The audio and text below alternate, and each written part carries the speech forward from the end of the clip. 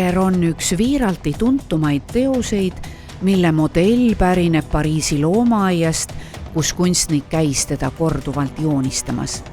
Tiigriga olla Viiratil tekkinud eriline side. Niipea kui Viiralt saabus, oli too end kohe seadnud just sellisesse poosi nagu pildil. Kass tuli tööle hiljem kui suure tiigri väike veenev sugulane. Kahekesi moodustavad nad teosel võluva ja mitmetähenduslikult kõneka paari, lisades Viiralti eeltuntud üksikule tiigrile uue kihistuse.